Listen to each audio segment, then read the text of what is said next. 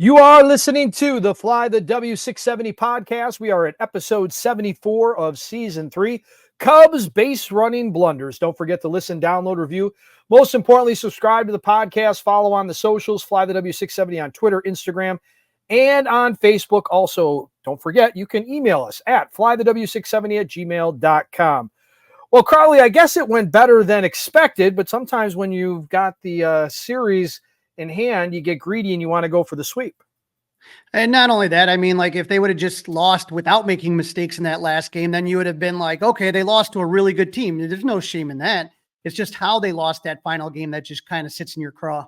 Right, exactly right. All right, let's get started. Game number 1, Kyle Hendricks, Walker Buehler. Again, these were 9-10 first pitches for us here in Siberia. Dustin, this is why we don't do gambling on this show. I would have bet the farm on the Dodgers in game 1, right? Kyle Hendricks and his 89-mile-per-hour fastball versus a team that has a 3-man attack, probably the best in baseball, of Ohtani, Freeman, and Betts. Cubs have no shot, right? Wrong. First inning, Ian Happ singles. Dansby grounds into a force out, takes over at first. Seiya strikes out for the second out. Cody Bellinger, back in La La Land, greets his old team with his 16th home run. Cubs have a 2-0 lead. Isaac Paredes, and then Michael Busch singles, another former Dodger, and the Cubs are up 3-0. Little drama in the bottom of the third with 2 outs. Shohei Ohtani walks. He steals his 47th base. Mookie Betts and Freddie Freeman walk. So now he's walked the bases loaded for Max Muncy, but Muncy lines out to Busch to end the threat. And Dustin, I always think, and I will for the rest of my life as a Cub fan, that's when Pat would say, you know, those turning point moments can happen early in a game. And I feel like if they get a hit right there, it changes the whole series. Yep. Just like Cody Bellinger, Michael Busch homered against his old team in the 4th to increase the lead to 4-0. Meanwhile, Kyle Hendricks is throwing 4 innings of shutout ball. Now that would change in the 5th with Chris Taylor, Shohei Ohtani, and Mookie Betts would all single. Dodgers are on the board down 4-1.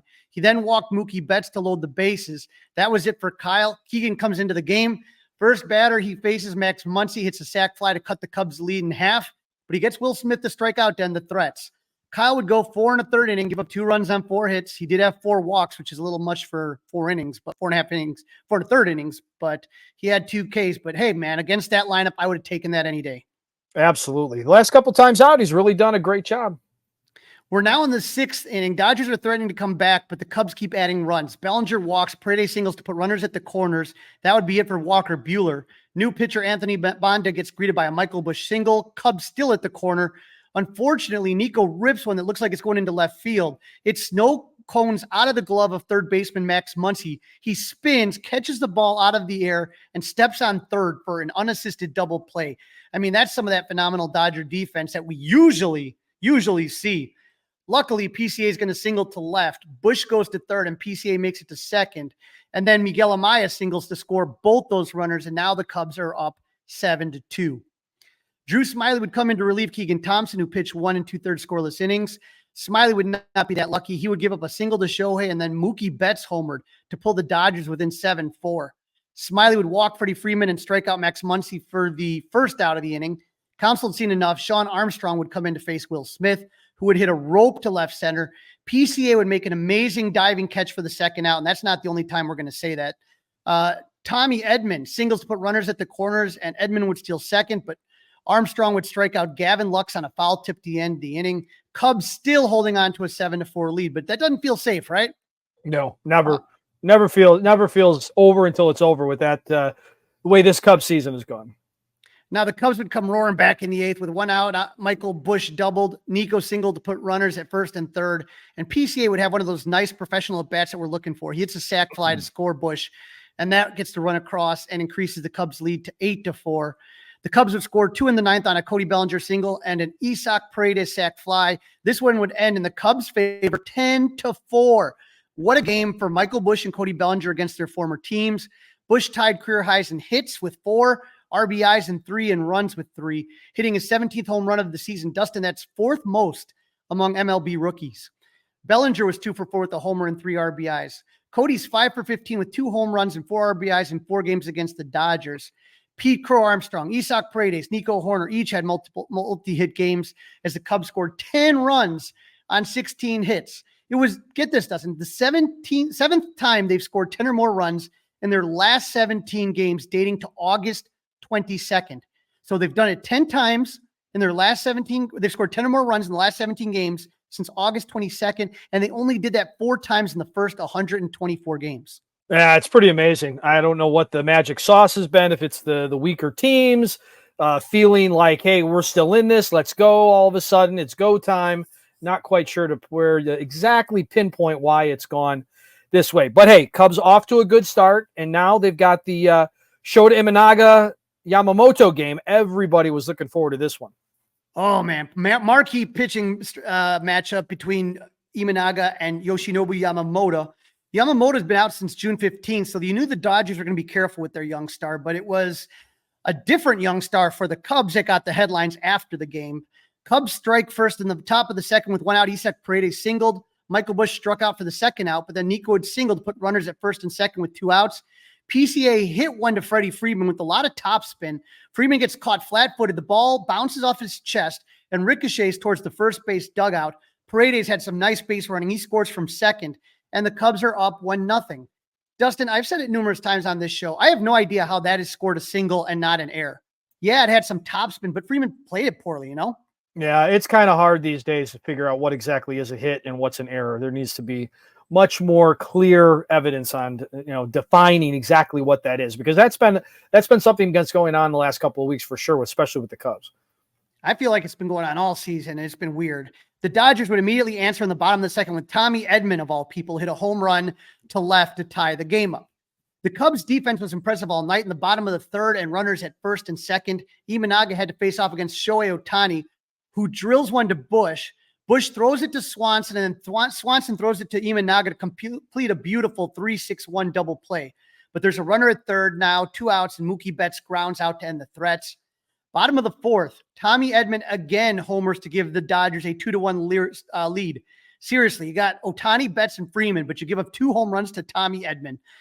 Dustin, we're going to talk more about this in the third game, but I decided to look it up after game 2 because I do these write-ups right as they're happening. In his career, Edman has slashed 263, 266, 319, 408.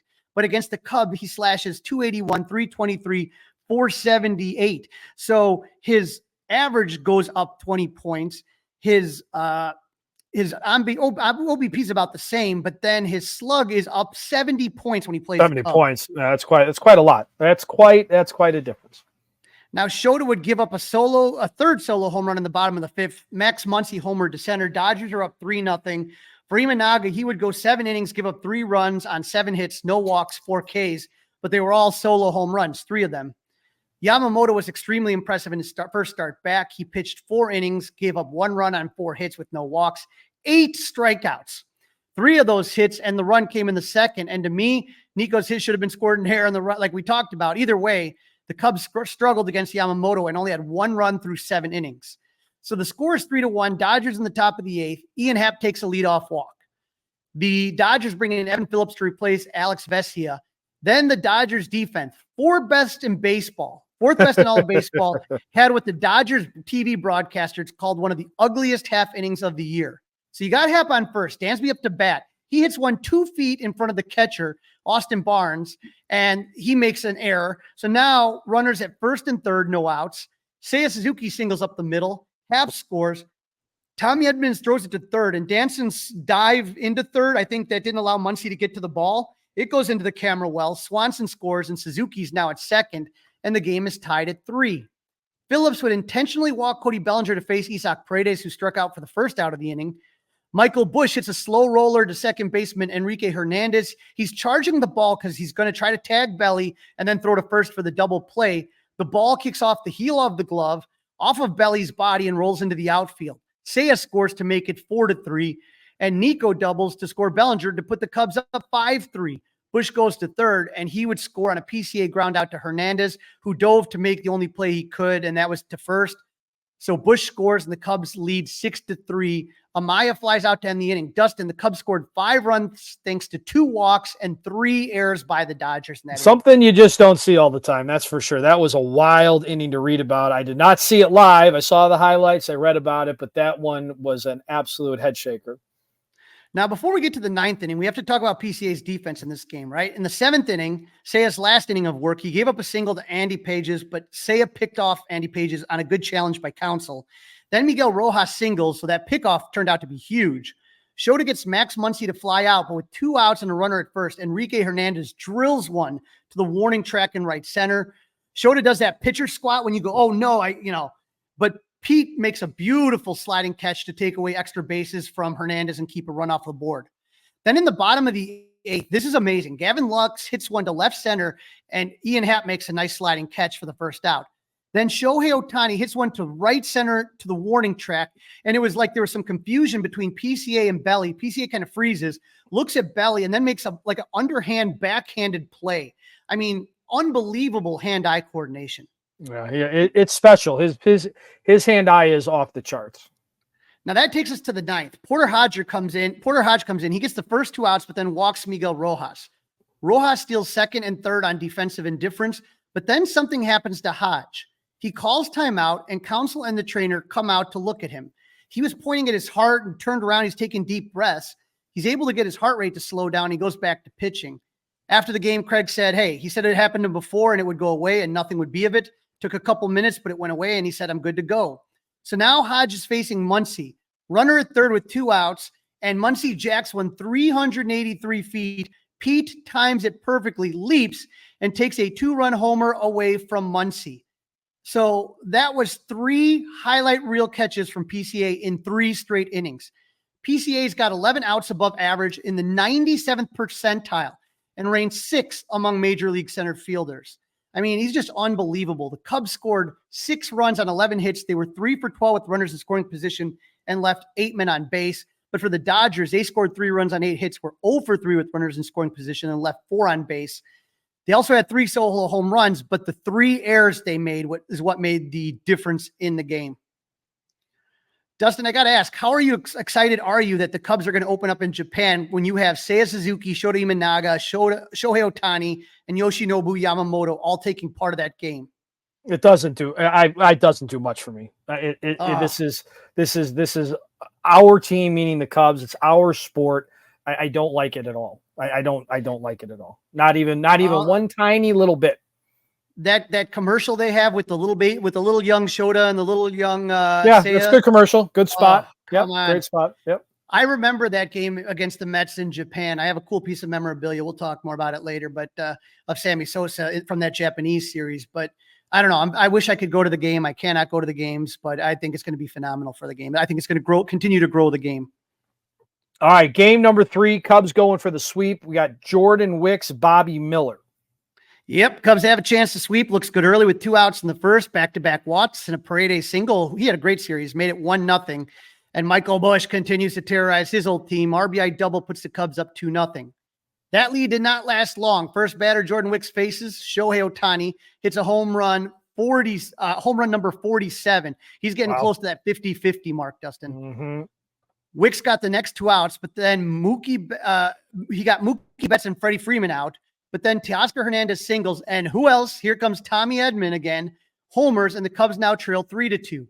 The next 2 batters, Will Smith and Max Muncy, hit homers. Dodgers go back to back to back and take a 5-2 lead.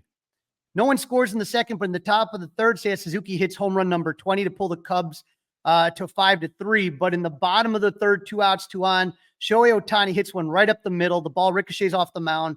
2-run scores, and the Dodgers now lead 7-3. That would be the last inning of work for Wicks, who pitched 3 innings, gave up 7 hits, 8 hits, 4 walks, 2 Ks, and 4 homers in 1 inning. That was a pretty bad outing for Jordan Wicks. Now, how did they not go out? I mean, did they visit? Did they get Drew Smiley up? I mean, I just don't understand how you let him go through that whole inning. That I was shocked by that. I mean, it's 2 or 3 is one. Once the third one goes out, you got to do something. It was brutal. The Cubs came back what you do in those situations, you hope the guy finds his stuff and can give you maybe 4 or 5 innings, right? And not give up any more runs. He just never looked like he had command in any of his pitches in that game. No. The Cubs came back in the 5th, 2 on, 1 out. Cody Bellinger, he hits a 3-run homer, and we got a ball game. Cubs are down 7-6. Yeah, the Dodgers Yep. Dodgers pull their starter, Bobby Miller. The next reliever, Daniel Hudson, walked the next two batters.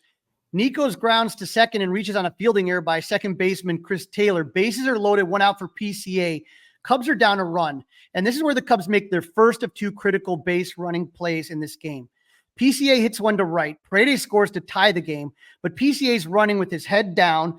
He doesn't realize waving Willie actually put the stop sign up for Bush at third. So so now you got Bush is at third, Bellinger's at second, and PCA's caught nearly 2/3 of the way to second base, dead in the water. So I don't know why Bush did this. He runs towards home. He's thrown out. PCA is able to make it back to first because they get him in a rundown, Michael Bush. So instead of bases loaded and only one out, or maybe runners at second and third with two outs, they have runners at first and second, two outs. Christian Bethancourt, who's coming back down to earth, struck out to end the inning. Huge wasted opportunity. The game is tied. I listened to the Mully and Haugh show this morning because I wanted to hear how you guys talked about this game.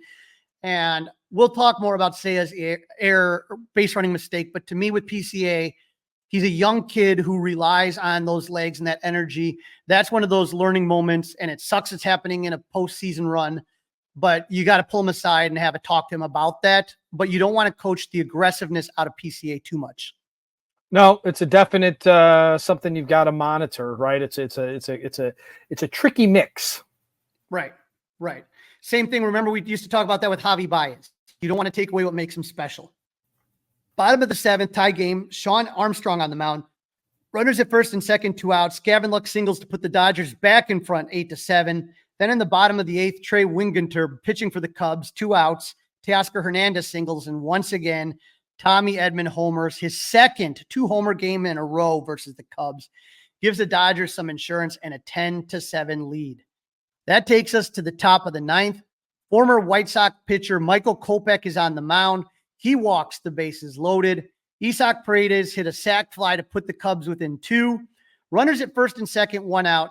Lefty Michael Bush is in the batter's box, Dustin. And for some reason, Seiya tries to steal third, and Cody also tries to steal second. Suzuki is thrown out for the second out of the inning. Bush strikes out to end the game, and Dodgers avoid the sweep. They lose. Cubs lose 10-8. You know, manager Craig Counsell was asked after the game if it was a called hit and run. This is what Counsell had to say about that. Was that a called double steal? No, that we look. So against this team, you know, I've talked about it. We played two excellent games on the bases and on defense.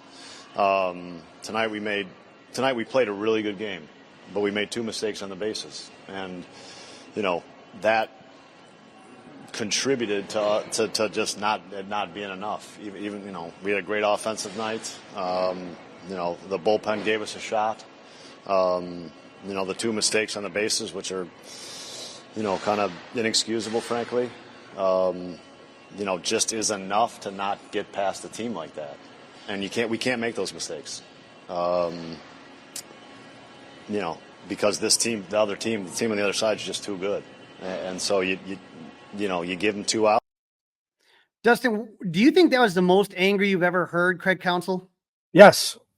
I was shocked to hear him finally point a finger, even go so far as to throw one of his guys under the bus. I mean, that's as critical as I've heard him be about his own team publicly so far this season. Right. It wasn't, this happens. That's baseball. None of that. Yeah, none of that. That's baseball. Very direct. Yep. Yeah, it was very baseball. direct. Mm-hmm. And I will tell you this, Dustin, we should be thrilled, overjoyed that the Cubs took two out of three games against the Dodgers you had Kyle Hendricks and Jordan Wicks starting. Not only that, after scoring only 2 runs in 3 games against the Yankees, the Cubs offense put up 24 runs in 3 games against LA. But it has been this entire 2024 season. This team can be so damn frustrating. Not once, but twice they ran themselves out of an inning. We talked about this over and over the last few weeks as this race has tightened down here. Because the Cubs couldn't play good baseball for 2 months of the season, they're forced to play near perfect baseball, and that's what makes this annoying. Either of those innings, you don't make a mistake. You have a chance to sweep the Dodgers, who haven't been swept at home all season. Instead, you lose the finale. You fall further behind in the wild card race as the days continue to fall off the calendar. And that's the problem, Crawly. The days are running out. They're running out of time. They're there. They're not mathematically eliminated, but boy, the calendar is not on their side at all. Let me say one thing. Today is Thursday, September 12th. I have a feeling that there is going to be major house cleaning when the season ends. Right after that week when the season ends, I think there are going to be a lot of coaches that may be looking for jobs on the current. All right, well, you can't leave that one hanging. Such as, and what is that? Is that the only person I would think? Is this the Bob Nightingale internal conflict that you? No, I think Craig didn't get to bring his own guys. He inherited a lot of these guys. Well, he couldn't, right? A lot of these guys had to stay in Milwaukee. Is that right? They were under contract, yes. Mm-hmm. And so if the only guys to me that I would probably say are safe are Jack Flaherty, possibly, and Tommy Hotovy. Anyone else, I would start getting the resume ready. I'd be a little bit nervous.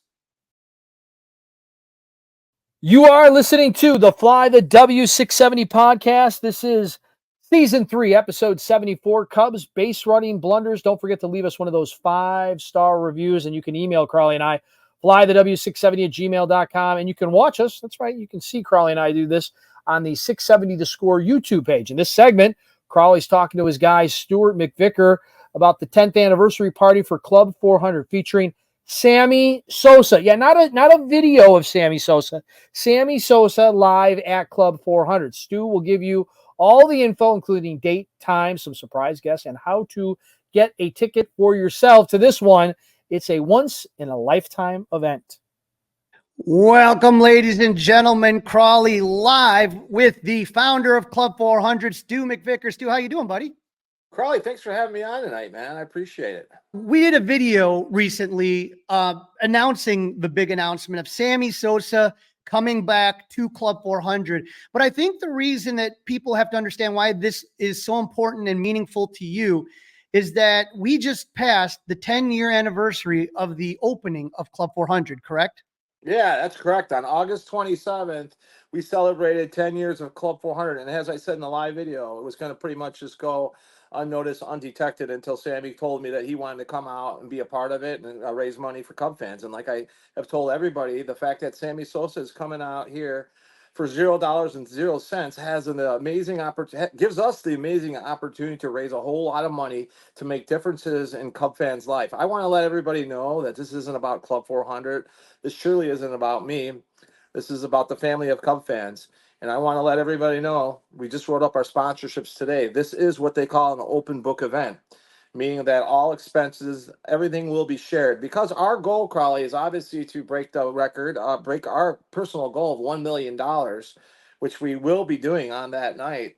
But to raise as much money as possible, to give away as much money as possible to Cub fans and Cubs-related charities. And that's simply the goal. And I worked this party. I'll give up my house for this, like I have the last 10 years, and I don't want a dollar. I really want to cement the first 10 years of Club 400 with my favorite player of all time being here, coming for free. Like I said, Tom Ricketts, Ryan Dempster, and a few others have come for free. But when you have someone willing to come for free, you're basically, the sky's the limit on how much you can raise. And now Sammy trusted me to throw this party to help people, to help Cub fans. And Crawly, I've been up late every single night. I won't sleep much until the 28th because I want to tell everybody out there, first of all, if you've never been to a Club 400 party, this is probably the last big backyard bash. And I promise you, it will be the best party I've ever had in my entire life because, frankly, I told you guys in the first video that we're taking Club 400 out of Club 400. And I surely want my party, this final Club 400 party, this final of the house version. The goal was $1 million out of the house, Crawly, and that's money given away. We have raised way more. There's more money that came in this house than $851,000, but I count the money actually given away. Now, if I did it different way, we could have celebrated a long time ago. All the stuff that I gave to other charities that they made, money from, I haven't included that in our total. So we're probably well over $1 million already. But I want everybody to know that when I set the goal of $1 million, we're going to do it right, the right way. And I'll tell you what, man, it's been 10 years. And I'll tell you what, I want to thank all the fans out there, because without the fans, this organization doesn't exist. The fans have run Club 400. And we have not got the big corporate sponsors. We have not gotten some media to pay attention to us, and that's fine. That's fine. They have their reasons, but honestly, I love them all. And this is just going to be one big party. like I said, to help as many Cub fans as possible, man. And we have this opportunity and we have this one shot, and I plan on taking this shot, and I plan on doing the best I possibly can with my team on September 28th.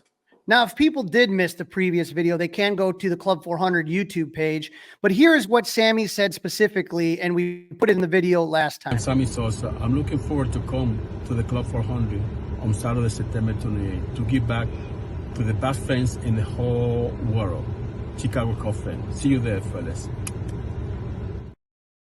All right.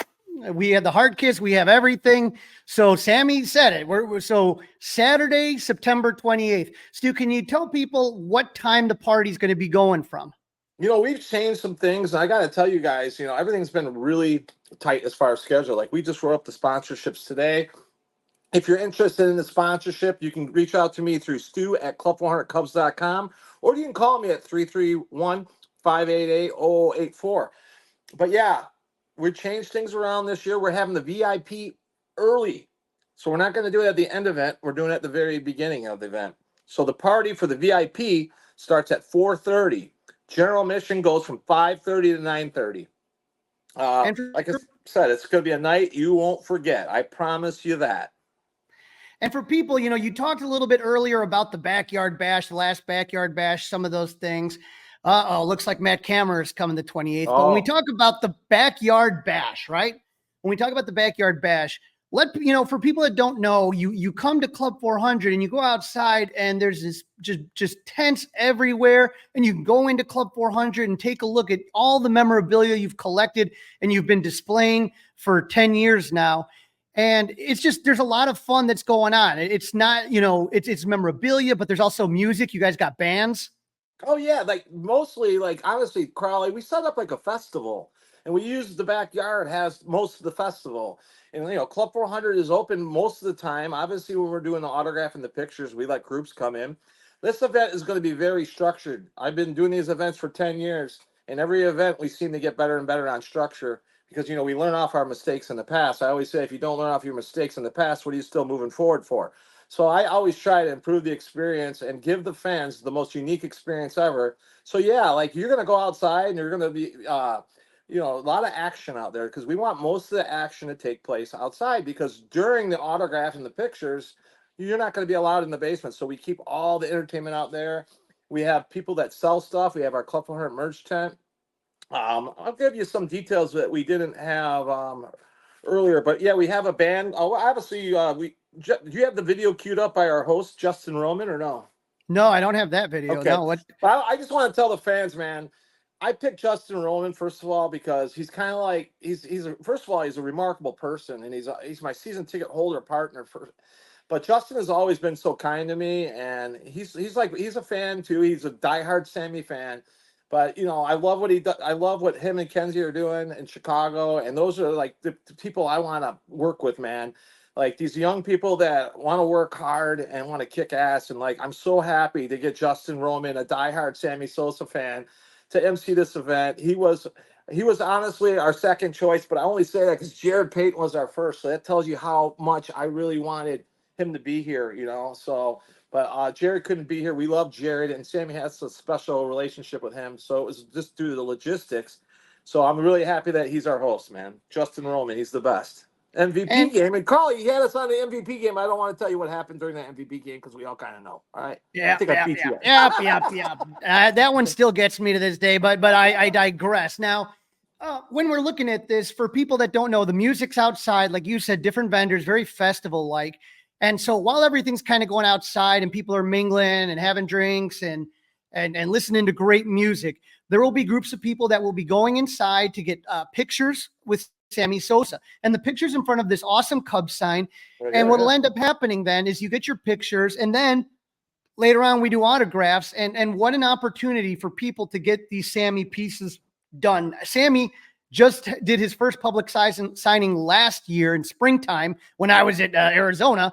But, he's going to be doing a signing. So if you have those awesome Sammy pieces, and I know, I have one, it's actually pretty cool. It's the Sammy Sosa flag that I wanted to get signed. But if you have some of those cool pieces, this is a time to get it done. And Sammy's made it pretty clear that he wants to interact with the fans. He doesn't want to be kept away from the fans. He doesn't want to push fans away. He wants to talk to fans and see what's going on.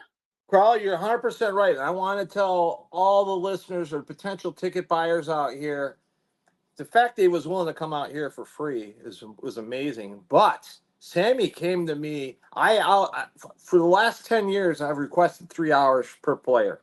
That's what we kind of need to do what we got done. Sammy told me that 3 hours wasn't good enough. He wants 4 hours because he said he wants to interact with the people as they come through the line. Sammy, if you went to the show in March at the Chicago Sports Spectacular, as you know, Mitch runs that show. He's an outstanding guy. Does a lot of great things for everybody out here in Chicago, brings all these great athletes into town. But Sammy was remarkable at the show to everyone. And, and I actually personally went to the dinner. I got luckily invited. If you remember, the dinner was like $1,500. I'm telling you what, man, it was the best $1,500 I ever spent. Because at the end of the day, I am a fan too, Crawly, and just to see Sammy in action and to see him really talk to the fans so openly and really encourage people to ask questions. Took multiple pictures with him. Like, he went out of his way to make sure that you felt special. And I'll tell you, everybody asked me what makes the best Club for 100 parties. The best guests are the ones that want to be here. And I can clearly tell you that Sammy Sosa wants to be here. And he's not the only one that wants to be here. Take a look at the newest guest for the Sosa party. Hi, I'm Fergie Jenkins. Looking forward to coming out to Club 400 for their 10th anniversary Saturday, September 28th, and helping you achieve your goal of raising $1 million for Cub fans. So Fergie Jenkins, and he's a guy, Stu, that really gets what it's all about. He's been to Club 400 numerous times, so I doubt you had to twist arms to get Fergie out here. I'll tell you what, I met, the greatest thing about Club 400, obviously, is the community that we've built. Obviously, getting to know the players behind the uniform. I've had a really good relationship with Fergie, and, he's been involved with our fantasy camps. He was our first guest we've ever had after Kerry Wood. He was our first guest. I remember one time, I got to tell this story. It's classic. We had Fergie Jenkins. We didn't know him that much at that point in time, just like a normal fan would. But, I picked him up from the airport, and we went out to lunch at the golf course, and we just had a wonderful lunch. And then we had a wonderful evening that night. And then I was going to bring him back to the airport, and we went to the restaurant. And he really took a liking to my brother Eric. He said, "Where's Eric at?" I said, "Oh, he stayed up a little late for you. He's not going to make it." So Fergie actually said, "Well, let's go bring him some pancakes."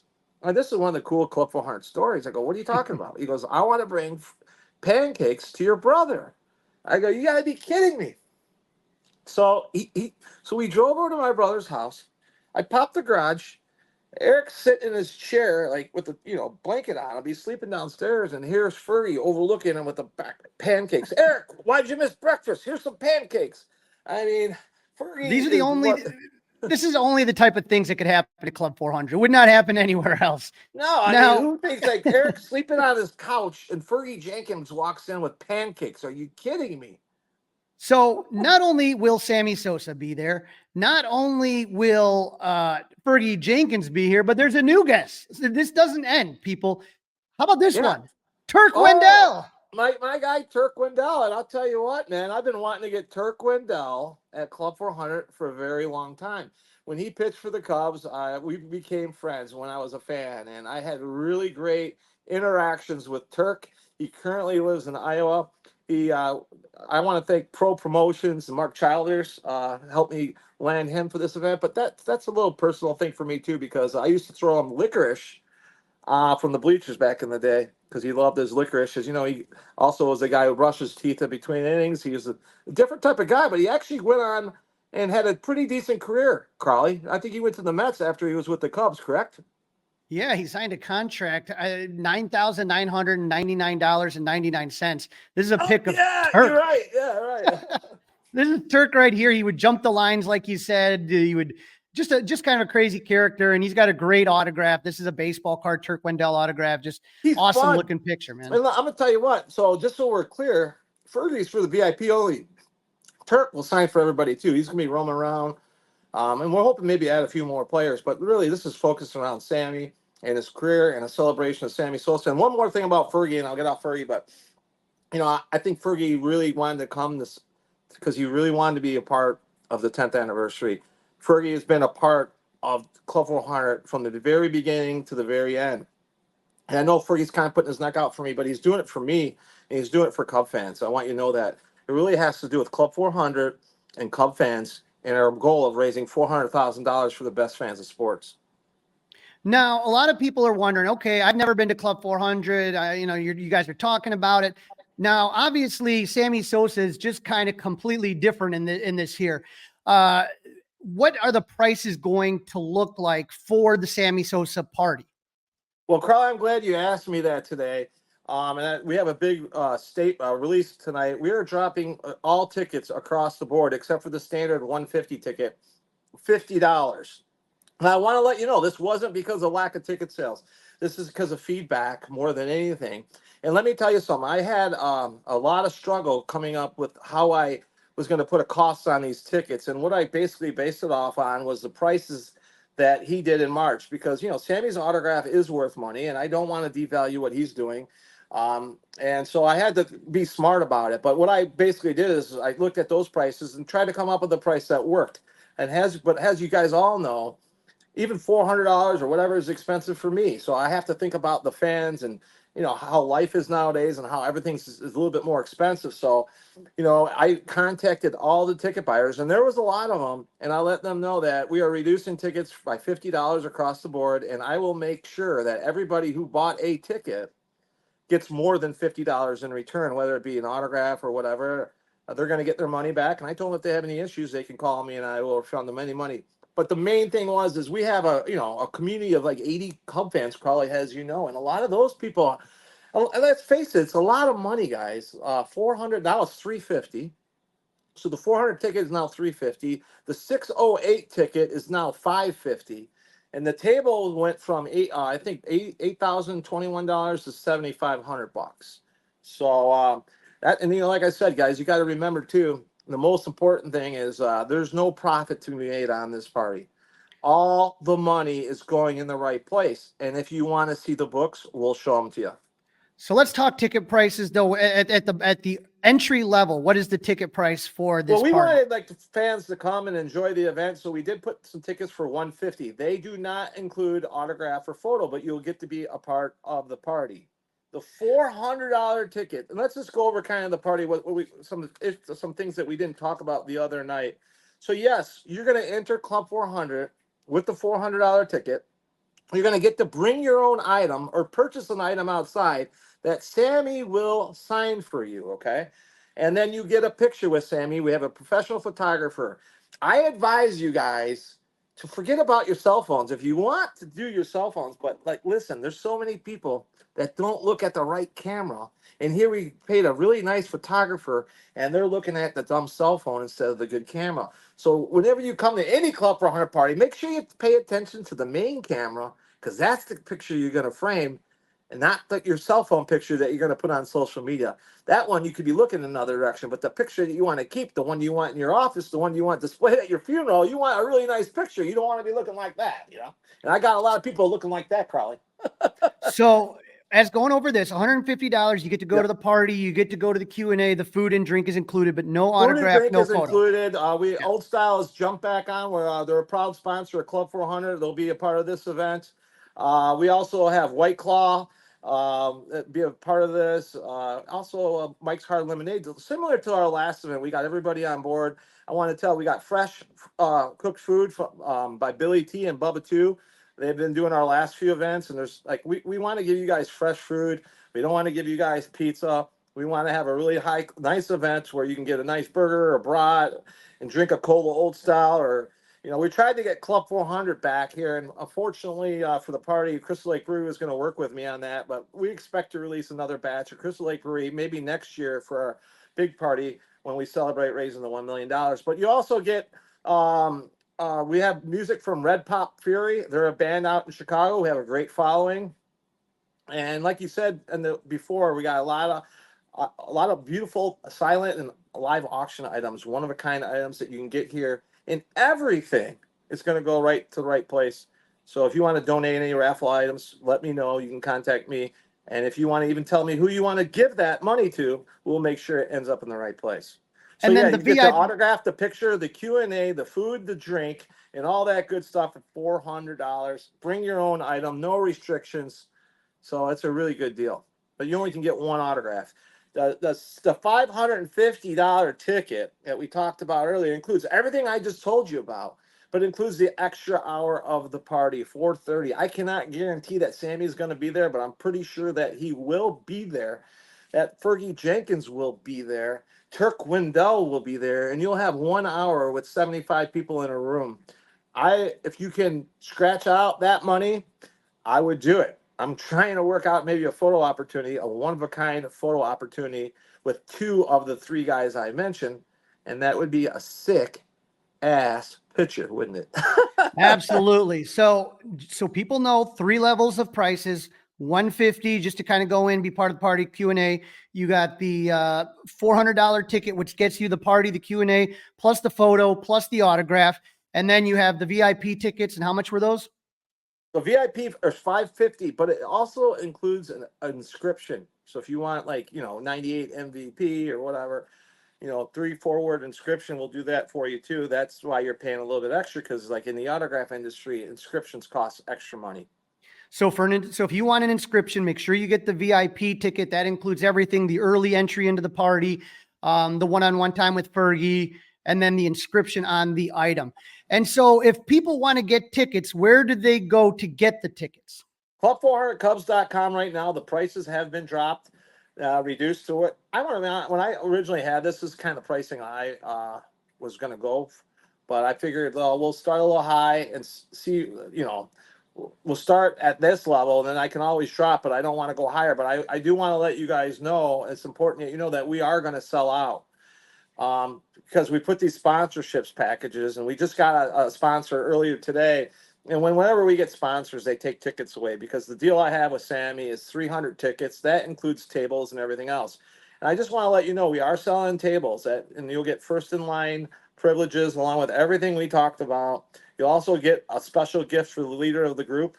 You're going to get 10 Sammy Sosa limited edition Chicago Fire Department, Chicago Police Department pictures, 1 for each one in your group. You're going to get full liquor bar access with a bartender, and you're going to get 2 pizzas delivered right in time for the Q&A for $7,500. Crawly, if you divide that by 10, that's not a bad price. So if you want to get tickets, all you have to do is go to club400cubs.com. That's club400cubs.com. And the tickets are on sale right now, correct? Tickets are on sale right now, and we will sell out. There's no doubt about that. And I want to make sure that everyone knows me dropping the tickets was for the Cubs community and for the Cub fans more than it was anything to do with our ticket sales. Because one thing I've always wanted to do, Crawly, is give back to the fans of the Chicago Cubs. And, obviously I've proven that the last 10 years. And coming out with a ticket, I like $150 tickets, Crawly. I don't like big expensive tickets. So we had to figure out the best strategy, and I think this is it. This is the one we're going to stick with, and we hope to see you guys out. If you're a Sammy Sosa a fan, this is the event you fly out for. This is the event you come out, because there's no one going to do it like this. I can guarantee it, and it's going to be the best party at Club 400 I've ever had. You are listening to Season 3, Episode 74 of the Fly the W 670 podcast. Don't forget to download, review, subscribe to the Fly the W podcast. Leave us a 5-star review.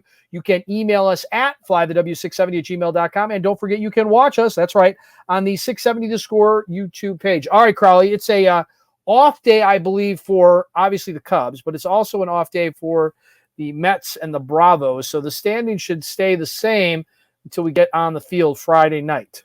Just so you know, Brewers are going to win the division, no doubt about that. But the Cubs are at second place, 5 games back. They're almost getting, though, Dustin, when I'm looking at this, they're almost equally out from the Brewers than they are the wild card. So they're 5 games back of Brewers for first place, and they're 5 games back from the wild card from the Braves and Mets. Yeah. Now, the Braves are playing some great baseball. The Mets are playing great baseball. They're 8-2. They're in the last 10. Atlanta and the Cubs are basically kind of spinning their wheels. But Could it possibly be that that the path for the Cubs postseason might be easier going through Milwaukee?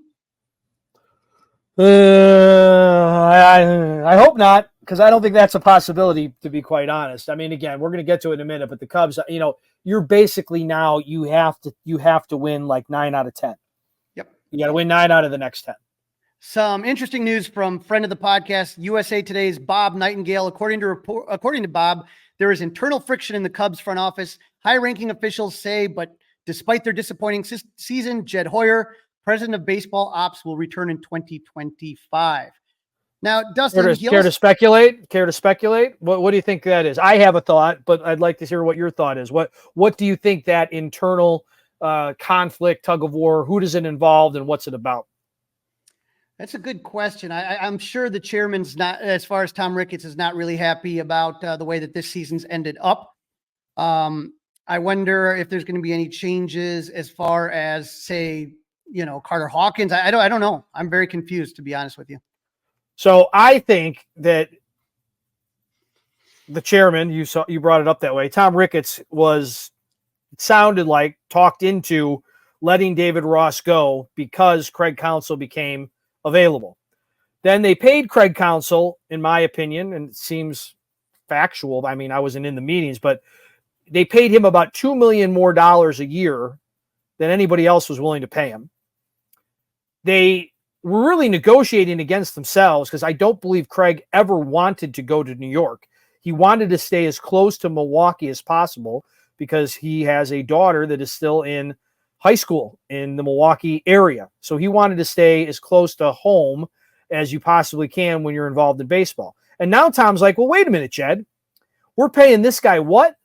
We fired a guy that I really liked, that a lot of Cub fans liked. And right now, today, we're actually probably in worse position than we were at this time last year. Explain this one to me, please. I mean, that's what I think. That's what I'm speculating is going on. And not only that, Dustin, what makes it more frustrated is that Nightingale added, on the north side, the Cubs fired 4 younger scouts while slashing their budget. The Cubs also told their scouting department they will no longer scout games at any level except the Complex League and the Dominican Summer League. So it's kind of like, why are you getting less eyes on young players? That doesn't make sense at all to me. And they cut a lot in 2020. They cut a lot of scouts in 2020, and now they're continuing to cut scouts. I don't get what's going on. Very, very confusing. And, Hector Neris, wasn't any good, but a money move. They put Drew Smiley out there. It looks like this point, it was to save money. So, all of a sudden now, or is this Craig Counsell being like, hey, look, you want me to try to win this thing. You want me to try to compete in the wild card, and we're cutting every corner we can to get here. That was not the deal when I left. This was not why I came to the Cubs. He could have done that in Milwaukee. Cutting corners isn't my game. Right. Cutting corners isn't my game. So it's very interesting. It's very interesting. That's what Milwaukee does. That's what Milwaukee does, is cut corners and get results. But, that's not what Craig wanted to get here. Some other news, Dustin, Cubs season ticket holders got their 2025 invoices. Now, I know you're going to ask. I have not even opened mine up yet, but there is a price increase by 3% average. So 2025 season tickets. Crazy. Absolutely crazy. Went from Megan Montemurro, increases the range from 1.6 to 6.4% and covers teams' loss of 2 home games for Cubs playing in Tokyo. I don't get why should you incur that cost? Right. That doesn't make any sense to me. You didn't. I mean, was Tom's arm twisted that he had to go to Japan? Was he forced to do that? And again, if to be that bold and to be that honest, hey, the reason your tickets are going up is because we lost 2 home games. You as a fan lost 2 home games. Another reason why I don't like this at all. There are only so many games at Wrigley Field. Every one of them matters, especially to a season ticket holder. Now you're going to tell me I got to pay more for less? Huh? Wait. I got to pay more for less? Couple other things is that they've added more gold games to the schedule. So it's a tier. There's like diamond, marquee, golds, diamond, marquee, platinum, gold, silver, bronze. It's impossible to keep track. There's like 6 tiers. So they took a couple out of this, the cheaper tiers, the bronze and the silver, and moved them over to gold. Oh, Yeah. How nice. Yeah.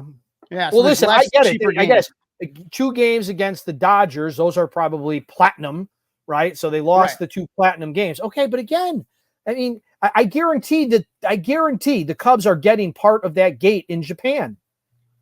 And if anything, arguably they should get it all, right? Because those were their games. They should get it all after you pay expenses. And the thing that also get, that whole, you get 2 gate giveaways. I've been arguing with the Cubs for years that the Cub fans should get all the giveaways, and they used to say, well, we have no room to store this stuff. You got half of Wrigleyville in your pocket now. Don't tell me you can't put a couple of boxes for season ticket holders with bobbleheads and tchotchkes and stuff. The White Sox and the Cardinals and the Bulls give all season ticket holders every single giveaway. They don't have to go to certain games to get them. Yeah, I agree with you. I think that's smart. Especially again, if the reason they give you that you're not getting it is because they don't have room to store it, come on. Yeah, that was in the past. They still push back on that, so we'll see what happens. As far as the injuries, Porter Hodge was checked on Tuesday. Everything seems okay. Don't know what happened there. Justin Steele threw a bullpen on Wednesday, and the plans to throw one in Colorado. Some tough minor league news. One-time top prospect Brennan Davis suffered a broken leg. This guy just can't get a break, and I don't mean that pun intended. I mean, this guy's just got bad luck after bad luck after bad luck. And the worst thing is he's a really, really great person. He's been on the podcast a couple times. We had him out to Club 400. My heart goes out to him and his family. Some good minor league news for the Cubs. Cub 2020 first-round pick Ed Howard was promoted to Iowa. Remember him? Mm-hmm. And this year's first-round pick, Cam Sanders, has been roaring through the minor leagues. He's now promoted to Tennessee. All right, so the Cubs are going to spend the next couple of days out in Colorado, Rocky Mountain High, taking on the Rockies. The Rockies not having a banner year either, but let's get a little background on them. Yeah, 55-92, half a game above the Marlins for worst record in the National League. The Rockies weren't very active at the trade deadline. That surprised people. Remember, the Cubs swept the Rockies at Wrigley. It was that second series of the season, the home opener, which the Cubs won 5-0 behind Shody Managa's debut, striking out 9 Rockies. The Cubs crushed the Rockies 12-2 as Belly and Seiya both homered. The Cubs had an 8-2 lead in Game 3, but a reoccurring issue in the first few months. The bullpen nearly blew it. Cubs barely held on to that one, 9-8. The Rockies just finished up a series with the Tigers, losing 2 out of 3 games, but had a nice comeback victory this afternoon to prevent the sweep. The Rockies are 32-37 at Coors Field and 4-6 in their last 10 games. All right, tail of the tape, Crawly. Tail of the tape. There it is. There's that ball. All righty. When you take a look, this is pretty much how you might have thought this. The Rockies have all the advantages as far as hitting, and the Cubs have all the advantages as far as pitching and fielding. Batting average, the Rockies are 16th at 242. The Cubs are tied for 18th with 3 teams at 240.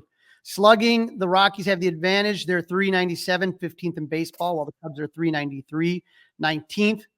Runners in scoring position, the Rockies hit 249, 20th in baseball, while the Cubs are 245, 21st. But then we get into pitching, Dustin. How about this? Starting pitching ERA, the Cubs have 383, that's 7th in baseball. The Rockies are 552, worst in baseball. Reliever ERA, Cubs are 372, 8th in baseball. The Rockies are 540, 30th in all baseball. And then the Cubs and Rockies are right behind each other. The Cubs are in 9th with 29 defensive runs saved, and the Rockies are 10th with 26. But, oh my God, you're behind the White Sox in starting pitching ERA and reliever ERA. What does that tell you? Well, that tells me that the Cubs could get a couple of more games with 10 runs or more. That's what it tells me. All right, let's go into some pitching probables, okay? Friday night, it's going to be a 7:40 first pitch. Javier Assad taking the ball. Yep, 7-5 with a 3.14 ERA in 26 games with 111 strikeouts and 121 2/3 innings pitched. Assad's been solid his last 3 games. He gave up 3 runs in 7 innings against the Marlins on August 25th. Gave up 3 runs on 6 innings against August 31st against the Nationals.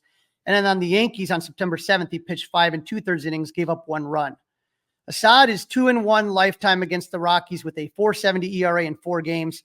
3 of those were starts. Charlie Blackmon is 2 for 7 against Asada, and Brandon Rogers is 0 for 7. Now, Austin Gomber is a lefty who's 5-10 with a 4.50 ERA. He just missed a start with a paternity leave with 108 strikeouts and 152 innings pitched. In his start on August 25th, he gave up 4 runs in 6 innings against the Yankees again, and then against Baltimore on August 30, he gave up 3 runs in 6 innings. He had a really fantastic start his last time out. He gave up 1 run in 8 innings against the Braves. Gomber's 0-2 against the Cubs with a 6.62 ERA in 8 games against the Cubs, 3 of those starts. No one on the Cubs has more than 4 at-bats against Gomber, who features a 4-seam fastball, a curveball, a changer, and a slider. All right, game number 2. This is going to be on Saturday, and it's another night game. Jameson Tyone against lefty Kyle Freeland. Yep. J-Mo is 10-8 with a 3.57 ERA in 25 games started, 113 strikeouts and 146 in the third innings pitch. After a rough month of August, going 2-2 with a 5.65 ERA, J-Mo's looked really good in September. On the 2nd of September, he pitched 7 shutout innings against the Pirates and gave up only 3 hits, but got the no decision. Then on September 8th against the Yankees, he gave up 1 run on 6 hits in 6 innings for the Cubs' only win of the series. J-Mo is 3-1 with a sparkling 1.80 ERA versus the Rockies and is 1-1 with a 3.21 ERA at Coors Field. Ryan McMahon is 4 for 9 against J-Mo. Charlie Blackmon's 3 for 8, and Ezekiel Tovar is 3 for 6. Now, Kyle Freeland is 5 for 7 with a 4.97 ERA in 18 games started with 76 strikeouts and 96 innings. Freeland struggled to start the inning, going 0-3 with a 13.21 ERA and was placed on the 60-day IL with a left elbow strain. He was activated on June 23rd. Freeland's looked really good in his last 3 starts. He gave up 2 runs in 6 innings against the Marlins on August 28th. He gave up 1 run in 5 innings against the Braves on September 3rd and pitched 6 shutout innings against the Brewers on September 8th. Freeland is 1-4 against the Cubs with a whopping 6.34 ERA and 6 starts against the Cubs. Bellinger's 10.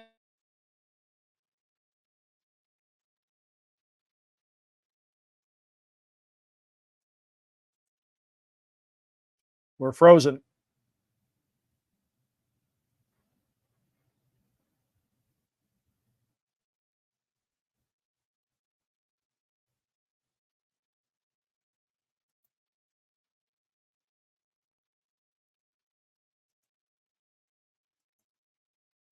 Giving up 2 runs in 5 innings against those same Pirates on September 3rd. And against the Dodgers on Monday, he gave up 2 runs in 4 1/3 innings. Kyle's 3-3 against the Rockies with a 4.19 ERA in 10 games started, and is 2-1 with a 3.64 ERA in 5 games started at Coors Field. Charlie Blackmon has the most at-bats against Kyle. He's 6 for 20. Jacob Stalling, 6 for 21. And Ryan McMahon is 1 for 9 against Kyle. Bradley Blaylock is a 23-year-old right-handed rookie that the Rockies got from the Brewers at the trade deadline in exchange for reliever Nick Mears. Blaylock is 1-3 with a 5.87 ERA in 7 games, 6 of those starts with 20 strikeouts and 30 2/3 innings. He's been up and down with the AAA affiliates all season for the Brewers and the Rockies. Gave up 6 runs in 4 innings on August 29th versus the Marlins. Gave up 4 runs in 5 innings against the Braves on September 4th, and gave up 4 runs in 4 innings against the Tigers on Tuesday, all 3 losses. Blaylock's never faced the Cubs, and Blaylock has never faced the Cubs, and no Cubs hitters have seen him. Features a 4-seam fastball, slider, split finger, and curveball. All right, who's hot? Who's not? I know who is hot. It is Cody Bellinger and PCA. Both those guys were just smoking out in LA. Not only that, the hottest of them all was Isaac Paredes going 6 for 18 with 5 RBIs, 333 in the last week. Cody Bellinger 6 for 20 with 2 home runs and 6 RBIs. He's hitting 300 for the week, and PCA 6 for his last 20 with 4 RBIs, also hitting 300 for the week. As far as the not Dustin, that list tends to be a little bit long. Ian Happ, 4 for his last 25, hitting 160 for the last week. Miguel Amaya, 1 for 11, hitting 091. I say Miguel Amaya, it seems like he hasn't done a thing for a while. Yep, Dansby Swanson, 2 for 22, .091. That cannot continue. All right. Is there anybody the Cub fans need to be careful of when the Rockies have a bat in their hand? Miguel Toglio, the first baseman, would probably be the only one. 6 for 21 with 2 home runs and 4 RBIs. Where's KB? Where's Chris Bryant? You know where he is. He's on the injured list. On the back of the milk carton. Okay. Just wanted to I would also say just the only thing is watch out for the slug. These guys don't hit really well. But in the last week, Michael Toglia has 2 homers. Ryan McMahon has 2 homers. Sam Hilliard has 2 homers. So just kind of be careful with the long ball. All right. As far as the knot is concerned, the whole outfield is nothing. Brendan Doyle, Jordan Beck, Hunter Goodman, 118, .083, .083. So don't worry about the outfielders. All right. Based on what you just said, Crawly, I'll go first. Cubs are going to sweep this thing. Okay. Cubs are going to sweep this thing. They need to sweep this thing, and they're going to get it done. Sweep.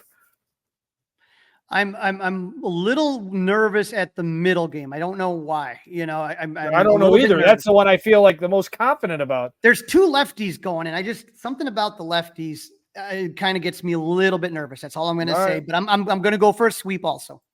All right, very good, Crawly. I'm glad I've dragged you onto my side, kicking and screaming. But we got to get a sweep here, pal. That is what has to be done. That is a wrap. Don't forget to listen.